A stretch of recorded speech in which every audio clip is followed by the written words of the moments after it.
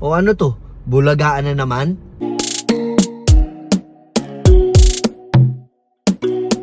Dito ako sa ilalim ng flyover ng Shaw Boulevard.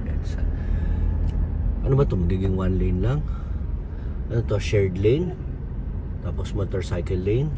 Ano ba mangyayari dito? Kasi masikip to eh. Diba? Hindi natin alam kung magiging 2 lanes o 1 lane lang.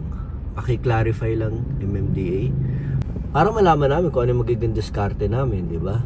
Kung 1 lane lang ba kami, dito lang, or magto 2 lanes, or paano pag nagmotor kami, shared lane na ba ang motorcycle at saka bicycle lane?